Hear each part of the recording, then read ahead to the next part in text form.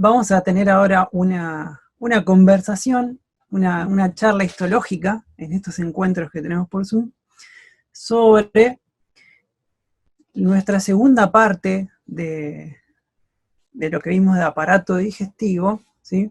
Lo que corresponde a glándulas anexas al tubo digestivo, parte 2, porque la parte 1 nosotros habíamos visto glándulas salivales, en lo que corresponde a las glándulas anexas, y ahora vamos a ver en esta parte 2, en este segundo capítulo, hígado y páncreas. Resulta que yo anoche, les cuento que estoy viviendo en la luna, estoy transmitiendo desde acá, estas son las ventajas que permite la conexión virtual, y nada, justo había salido un poco a tomar aire, no, digamos, a tomar un poco de vacío, salí, me senté con mi lámpara y dije, bueno, a ver, agarré el ROS, y dije, bueno, ¿cuáles son los objetivos de la clase que tenemos que ver mañana, es decir, hoy? Bien, y en esta clase es muy importante, primero que nada, entender que estas dos glándulas de las cuales vamos a hablar, que son el hígado y el páncreas, son ni más ni menos que tejido epitelial glandular. Cada vez que las estemos observando, siempre tenemos que tener presente que estamos observando tejido epitelial. Por eso nuestro primer objetivo es ese, es reconocer como un tejido epitelial. Después, entendiendo las estructuras que forman a cada órgano, la microanatomía, ¿sí? Las estructuras histológicas, vamos a poder también entender las funciones de los órganos. Entonces, como un segundo objetivo, comprender cuáles son las estructuras elementales de cada órgano, y después relacionar esas estructuras elementales histológicas con las funciones.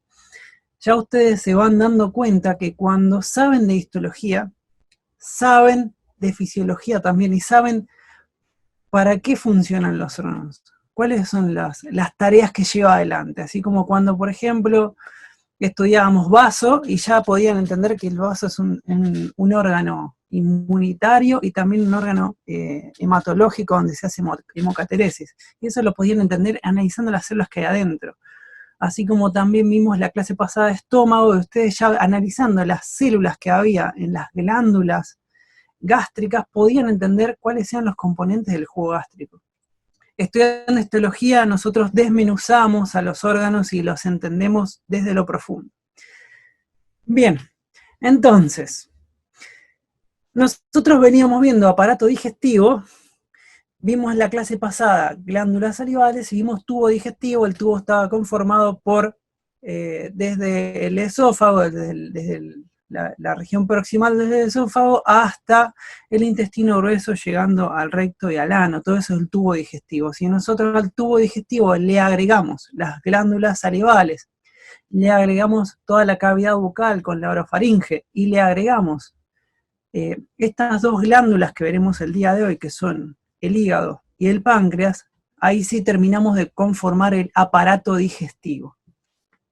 El hígado y el páncreas son dos órganos, son dos glándulas que están relacionadas anatómicamente, no desde lo histológico, y van a vertir sus secreciones a el duodeno, a la segunda porción del duodeno, en este conducto común que vamos a ver más adelante, y acá, como podemos ver, desemboca en el duodeno las secreciones de estas glándulas. Bien, vamos a comenzar con el señor de la clase de hoy, que es ni más ni menos que el hígado, ¿sí? No necesita mucha presentación este órgano, pero nosotros sabemos que, bien, el hígado primero, es una gran masa de tejido epitelial glandular, es la glándula más grande que tenemos en el cuerpo. Se localiza, como ustedes ya saben, en la cavidad abdominal, en los 3 cuadrantes superiores, en el hipocondrio derecho sobre todo, después epigastrio, hipocondrio izquierdo también. Su lóbulo izquierdo se extiende hasta por allí. Bien, y está rodeado por una cápsula que se denomina cápsula de Gleason. Estoy viendo que el cursor se ve muy chiquito. Este me permite... elegí mal la herramienta, con razón. A ver si podemos dejar de compartir. A ver. En vez de elegir puntero láser, había elegido un marcador, ahora entiendo. estas cosas que pasan cuando uno está en la luna y en el espacio.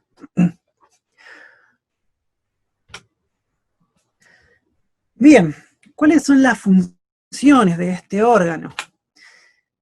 Ustedes se pondrán a leer y verán que tenemos una larga lista acerca de las funciones del hígado. Ahora vamos a conversar las funciones más importantes que tiene.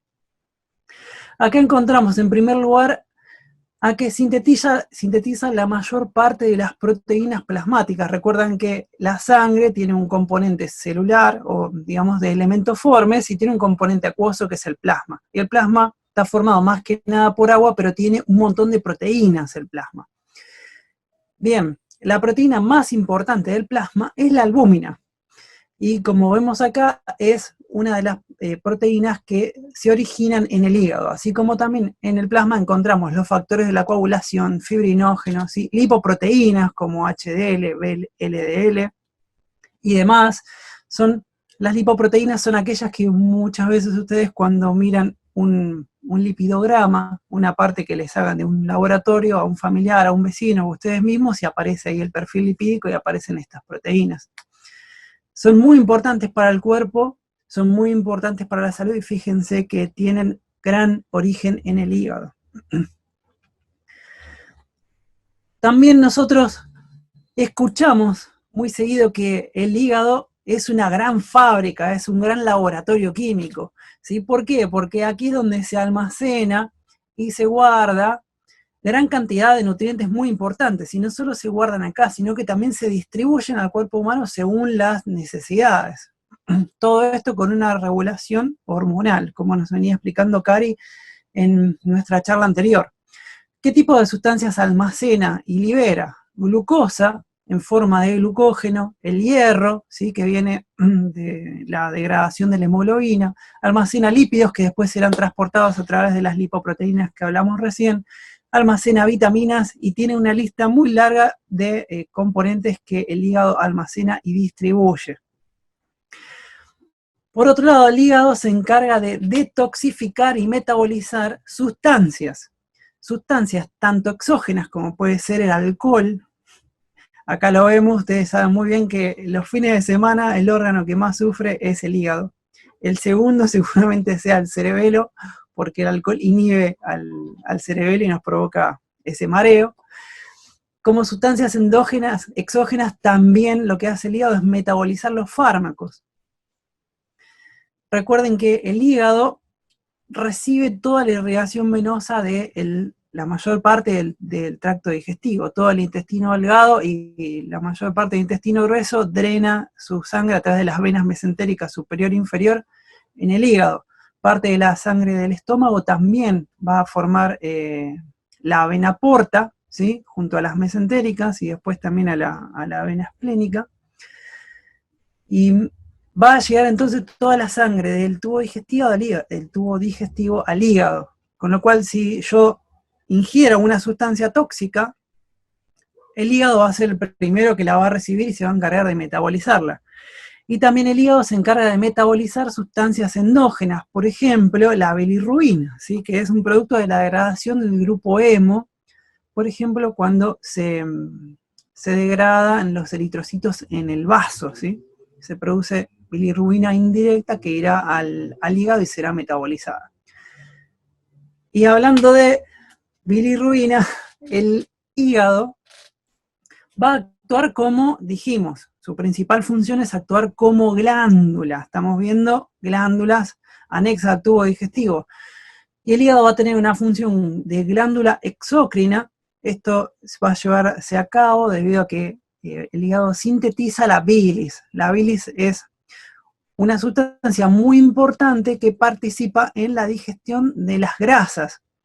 La bilis va a ser volcada en el duodeno a través del conducto hepático, después se va a formar el colédoco, si vamos a ver una foto y lo vamos a volver a ver, y va a drenar la bilis hacia al duodeno, en donde va a participar de la digestión de las grasas. La bilis tiene esta coloración verdosa, y después la bilis, tras la modificación por las bacterias que tenemos en el intestino, se va a transformar en un color más amarronado, y es el que le va a dar el color a, digámoslo, a la caca, ¿sí? Bien, y también tenemos una función endocrina por parte de esta gran glándula, que entre ellas reconocemos que el hígado sintetiza factores insulinosímiles, que se llaman IGF, ¿sí? Así como también vimos en el apartado renal, que participa del sistema renina-angiotensina-aldosterona, porque el hígado, como vemos aquí arriba, el hígado es el que sintetiza el angiotensinógeno. Esto para hablar dentro de tantas cosas que participa en el apartado endocrinológico el hígado. Bien, además, un poco entendiendo esto de que el hígado recibe toda la sangre del tubo digestivo, y el tubo digestivo es un lugar muy contaminado desde lo microbiológico, puede suceder que gérmenes pasen desde la luz del tubo digestivo hacia la sangre. Entonces el hígado va a ser el primero que se va a encontrar con estos gérmenes, y vamos a ver después que en el hígado hay una población celular muy importante que son macrófagos. Entonces el hígado también va a tener una función de defensa.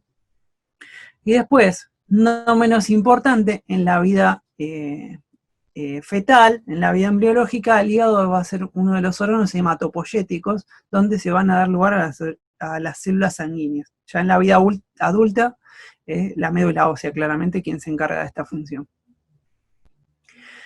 Bien, ahora sí, yendo a lo que más nos importa, la histología del hígado, ¿sí? El hígado es un órgano, como podemos observar, es un órgano macizo, es lo primero que siempre vemos cuando describimos un órgano, si es macizo o si es hueco. Acá podemos ver que es un órgano macizo.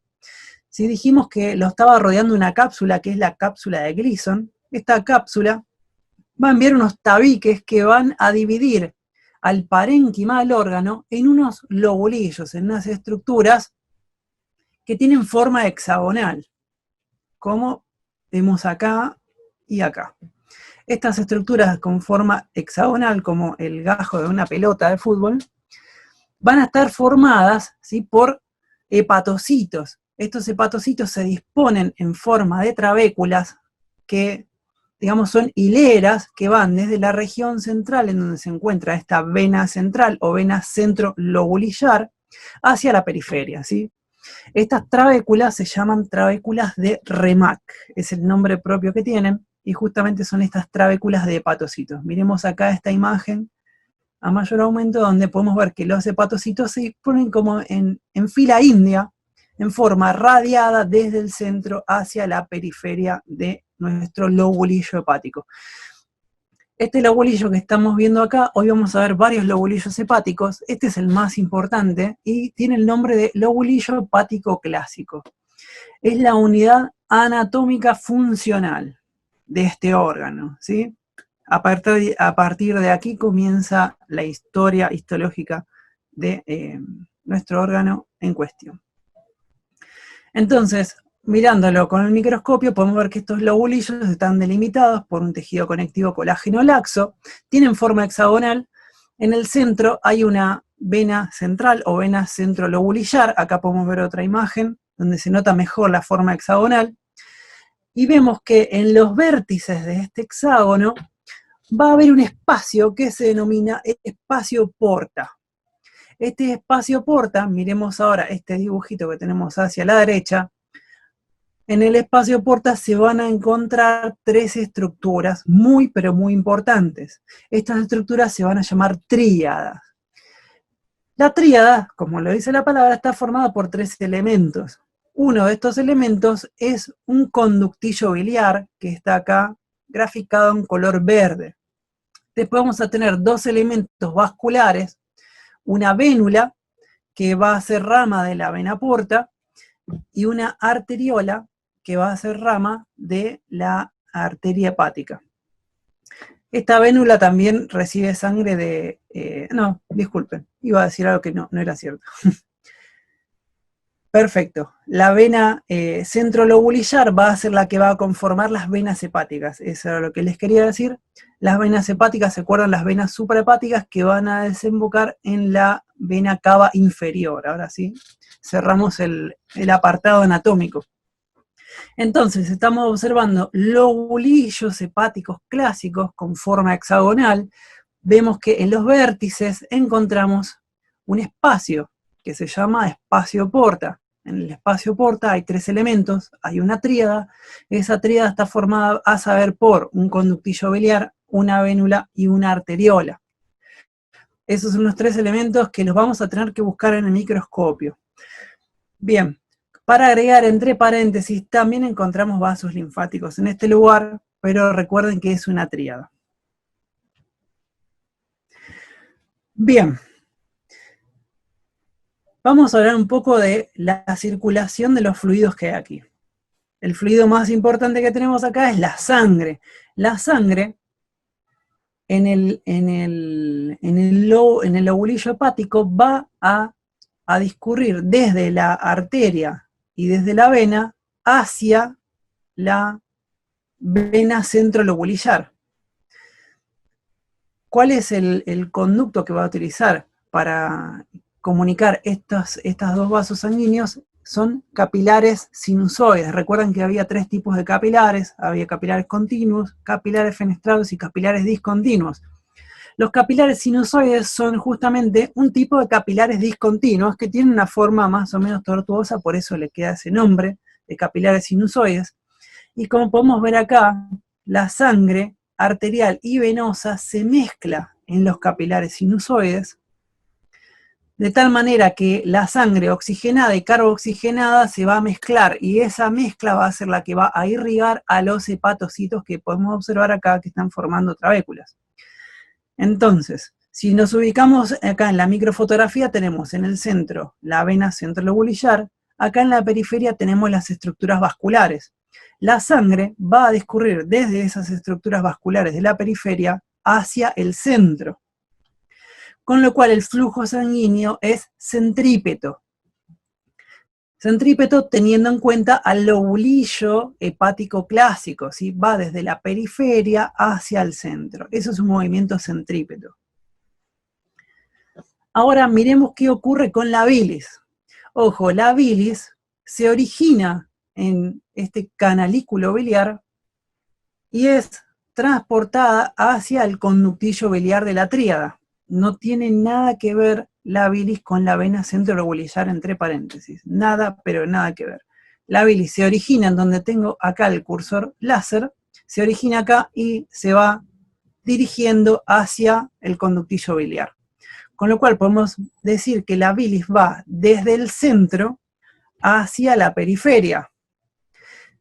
De tal modo que el flujo biliar lo vamos a describir como centrífugo. Esto a los fines del examen, a los fines choice, es un dato relevante para tenerlo en mente. Bien, dijimos que íbamos a hablar de distintos tipos de lobulillos hepáticos el día de hoy. El más importante de ellos es el lobulillo hepático clásico, como dijimos al comienzo, que lo tenemos aquí esquematizado de forma hexagonal, con la vena centrolobulillar en el medio, con los espacios porta en los vértices y las tríadas. Bien, ese es el lobulillo hepático clásico. Ahora hay otros 2 lobulillos más funcionales que anatómicos.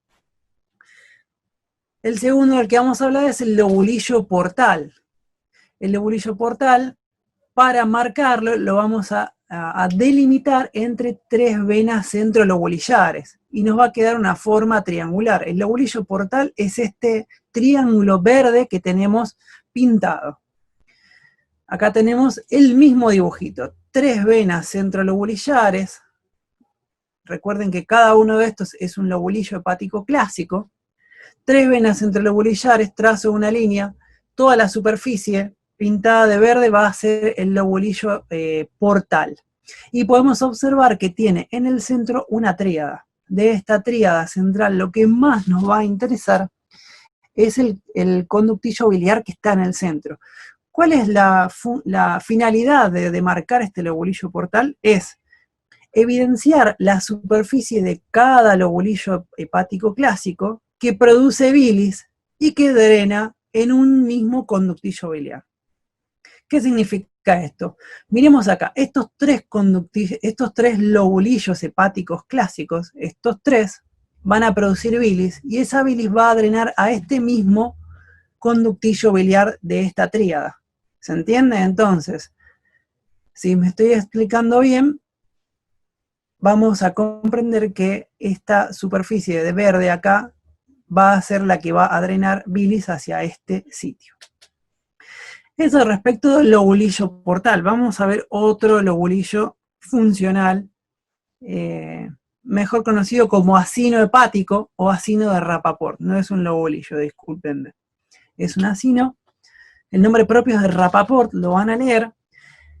Y para trazar y delimitar un acino hepático, lo que voy a hacer es tomar dos tríadas y dos venas centrolobulillares. Me va a quedar de esa manera una superficie con forma de rombo. Este rombo va a tener tres regiones dentro de cada lobulillo hepático clásico.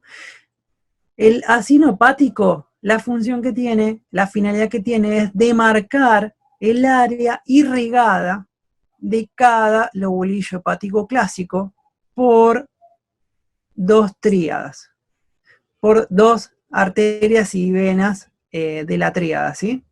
Entonces, ¿qué podemos ver acá? Que esta región, miremos ahora solamente este lobulillo hepático clásico, esta región que tenemos acá está irrigada por estas dos tríadas. La zona 1 va a ser la zona donde mayor sangre oxigenada va a llegar. La zona 2 va a ser la que sangre oxigenada la va a tener en nivel intermedio, y la zona 3 va a ser la que menos sangre oxigenada va a tener. Esto es producto de que los hepatocitos, a medida que la sangre va pasando, van a ir robándole oxígeno a esos capilares sinusoides, dejándole menos hacia los de la zona 3. La finalidad del acino hepático es demarcar las regiones de irrigación de cada lobulillo hepático clásico. De tal manera que si hay, imaginemos, una trombosis en los vasos que irrigan al hígado y deja de recibir irrigación, la parte número 3 va a ser la que primero se va a infartar, que es la que menor oxígeno le llega, ¿sí? La que primero va a ser necrosis. Luego la 2 y luego la 1. Por el contrario, si llegase un tóxico muy letal para las células, la zona 1 va a ser la que primero va a evidenciar muerte celular y la 3 va a ser la última. Siempre pensando en la dirección del flujo sanguíneo, que es centrípeta.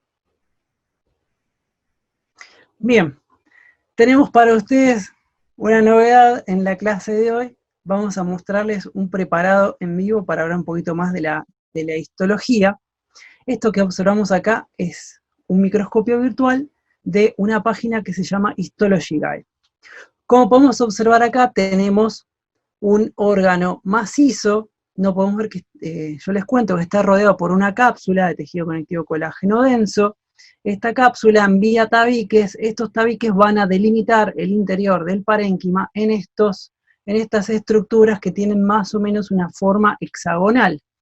Cuando vamos a mayor aumento, imagínense que recién estábamos utilizando un objetivo de campo, ahora ponemos un objetivo seco débil, vamos a ver así.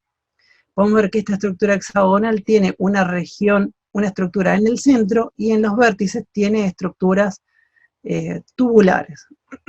Cuando vamos a más aumento, ahora sí sería como si observásemos con un objetivo seco fuerte, podemos ver que casi la totalidad del órgano está formada por estas células que son poliédricas, de citoplasma acidófilo con unas pequeñas inclusiones. Vemos que los núcleos son grandes, son esféricos, son de cromatina laxa, nucleolo evidente, ¿sí? Estas células poliédricas son inconfundibles y son hepatocitos, ¿sí? Estos hepatocitos están formando entre sí trabéculas, estas trabéculas de REMAC, y también vemos interpuestos por aquí células endoteliales que corresponden a capilares sinusoides. Esto que tenemos acá es la vena centrolobulillar, y si nos vamos hacia esta esquina, podemos observar el espacio porta, donde tenemos tres estructuras. Y ahora sí veamos algo muy importante, que es la histología de las estructuras que están en la tríada. Podemos observar esta estructura tubular que tiene un epitelio cúbico simple. Nos damos cuenta porque tiene células de núcleos esféricos, están rodeando una luz central. Esto corresponde a un conductillo biliar. Hacia acá va a drenar toda la bilis de los canalículos biliares formados por los hepatocitos. Observando por acá, podemos observar esta estructura vascular. Vemos que tiene estos núcleos redondeados, ¿sí?, que están protuyendo hacia la luz, y vemos que está rodeada por células de músculo liso, porque son núcleos alargados de cromatina laxa, en forma de habano. Tiene más o menos 2 capas de músculo liso, ¿sí?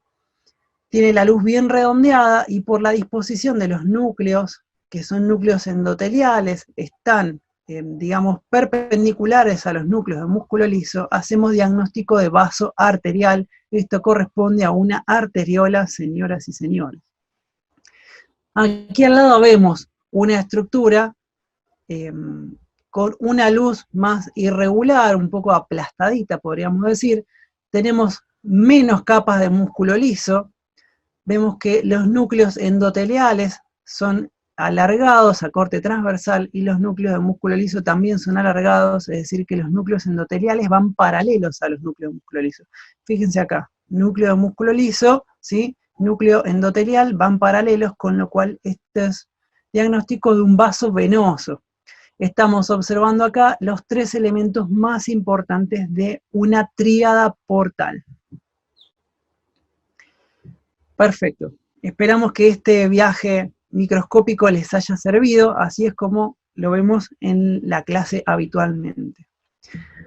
Bien, seguimos con nuestro PowerPoint. Vamos a decir unas breves palabras acerca de la vesícula biliar.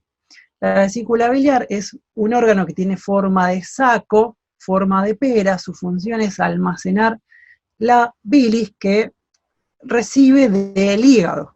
Almacenar y concentrar la bilis, ya que una de las acciones que tiene con esta bilis es absorber el agua. Ya vamos a ver cómo hace para absorber esa agua. La vesícula biliar tiene 3 túnicas. Una túnica mucosa, que tiene unos pliegues hacia la luz. Ojo, no confundir esto con vellosidades, ¿sí? Son pliegues. Puede ser que encuentren el nombre de pseudovellosidades justamente porque no son vellosidades. La mucosa tiene un epitelio cilíndrico simple con microvellosidades. Estas microvellosidades van a absorber el agua presente en la bilis, y de esa manera la van a concentrar. Van a hacer una bilis bien, bien concentrada. No tiene su mucosa, la vesícula biliar, sí tiene una muscular externa, formada por músculo liso y tejido conectivo también. Esta sería una única muscular, que es una circular, y por último, según el lugar, puede ser una serosa o puede ser tejido conectivo colágeno denso rodeando a este órgano. Y acá una pequeña conversación entre la vesícula y el hígado, ¿no? De la vesícula, al concentrar tanto la bilis, genera algo que son los cálculos biliares, ¿sí? Los cálculos biliares no es nada matemático, no se preocupen, sino que justamente es la cristalización de los componentes biliares, formando piedras, literalmente. Estas piedras tienen un riesgo para la salud, porque si son de un tamaño suficiente, pueden atravesar digamos, el conducto cístico, quedarse atascadas, impactar en el conducto cístico, ¿sí?, generar una cistitis, una colecistitis, o también pueden atascarse en el colédoco, ¿sí? Todo esto es lo que se llama en clínica médica un síndrome coledociano, y es un problemita bastante importante, porque se puede abrir esto, puede estallar y liberarse toda la cavidad peritoneal. No solo eso, los cálculos pueden atascarse en el drenaje conjunto que tiene la vía biliar con la vía hepática. Entonces, toda la secreción hepática no va a poder volcarse al duodeno y va a quedar almacenada en el páncreas, produciendo una pancreatitis que la verdad no es nada divertido. Perfecto, avanzamos con nuestra otra glándula muy importante el día de hoy, que es el páncreas. El páncreas Es una glándula alargada, ustedes ya conocen, se encuentra en el epigastrio, está rodeada por el marco que le hace el duodeno, y tenemos un conducto, que es el conducto pancreático mayor o conducto de Wilson, que justamente va a desembocar en forma conjunta con el colédoco en esta región que es la ampolla de Vater, ¿sí? Ojo ahí si se impactan cálculos biliares en ese lugar. Bien. Como decíamos, el páncreas, y como dijimos, muy, muy importante, es tejido epitelial, al igual que lo es el hígado. ¿Recuerdan las imágenes que vimos de hígado? Veíamos un tejido que tenía escasa matriz intercelular, no está vascularizado en sí el tejido glandular, y sus células se encuentran polarizadas. Son todas características de tejido epitelial. Bien. El páncreas tiene dos funciones muy importantes. La primera de ellas, que vamos a charlar ahora, es la función exócrina. El páncreas produce jugo pancreático. El jugo pancreático está formado ni más ni menos que por enzimas digestivas. Son proteasas, lipasas, etcétera, no las tienen por qué saber. Estas enzimas son fabricadas en el adenómero de esta glándula. Justamente el adenómero es de forma acinar, es un acino ceroso. Estas células acinares van a fabricar las enzimas pancreáticas en forma de gránulos decimógeno, como vemos acá, es decir, están en forma inactiva. Recuerdan la pepsina, que era una enzima, se sintetizaba en las células principales en forma de pepsinógeno, todo lo que termina en ógeno es inactivo. Después, cuando llegaba la luz del estómago, la pepsina se activaba. Lo mismo ocurre acá. Las enzimas pancreáticas se almacenan en forma de gránulos de decimógeno en el citoplasma, en la parte apical de las células.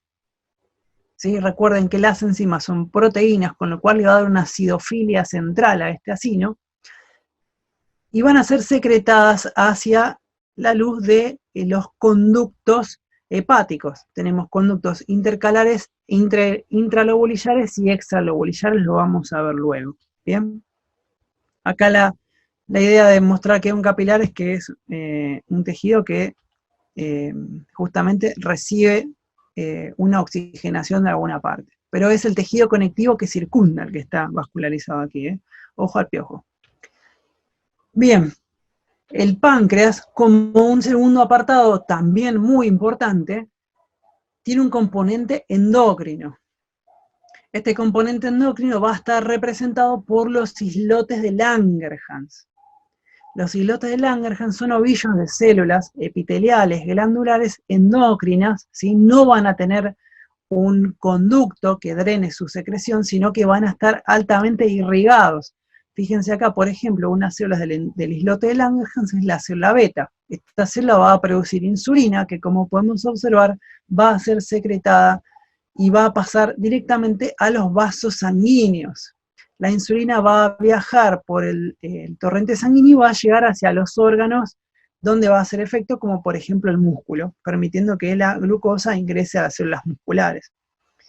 Por eso justamente este es el componente endocrino. Recuerden, una hormona, como nos explicó Cari, un mensajero que viaja por el torrente sanguíneo. El islote de Langerhans, dijimos, va a producir principalmente insulina, y otra hormona muy importante va a ser el glucagón, ¿sí? De esta manera, con estas dos hormonas, el páncreas va a regular e intervenir el metabolismo intermedio, el metabolismo de la glucosa, los lípidos y las proteínas en el cuerpo humano. Ahora sí, vamos con un poco de histología. Esta microfotografía, nuestra guía de trabajos prácticos, podemos ver a la izquierda un órgano que es macizo, está rodeado por una cápsula de tejido conectivo colágeno denso que envía tabiques de tejido conectivo colágeno laxo y va a separar estas estructuras que son lobulillos. Estos lobulillos, cuando los vemos a mayor aumento, podemos ver que tienen diferentes estructuras histológicas, como esta que tenemos acá, ¿sí? Y esto que tenemos por aquí y por acá. ¿Qué pasa si hacemos más aumento en esta región? Vamos a observar, ahora sí, tejido epitelial glandular exócrino. Esto que vemos marcado en amarillo corresponde a un acino seroso pancreático. Fíjense cómo el acino seroso del páncreas tiene una característica importantísima. Tiene una tinción en bandera. Tomen nota de este detalle. Tinción en bandera de los acinos pancreáticos. ¿Por qué tinción en bandera? ¿Por qué? Pues la región basal de las células va a ser basófila. Y la región apical de las células, es decir, lo que va a terminar conformando la región central del acino, va a ser acidófila. ¿Bien? Entonces, lo repetimos. Tinción en bandera, el acino veo que tiene una basofilia periférica y una acidofilia central. Ustedes comparen esto con los acinos serosos que vimos en glándulas salivales, en donde, por descripción del libro, el acino seroso tiene todo el citoplasma basófilo, con lo cual un acino seroso de glándula salival va a ser completamente basófilo. En cambio, los acinos serosos de páncreas tienen esta particularidad de tener el centro acidófilo. Bien, no solamente vemos acinos, que es el adenómero, como estamos diciendo, es una glándula exócrina, con lo cual también tiene conductos excretores intralobolillares. Ustedes deben recordar que en el páncreas no hay conductos estriados. Eso podría ser pregunta de choice, como si hay en las glándulas salivales. Este es un conducto intralobolillar del tipo intercalar. Hay conductos intralobolillares bien pequeñitos como este, y hay conductos intralobolillares un poquito más grandes. También son intralobolillares. Después les vamos a mostrar uno. Bien. Y acá, en el centro del acino, podemos observar esta célula de un núcleo más pálido, alargado, que corresponde a la célula centroacinar, que es la célula que forma parte de la región intraacinar del conducto.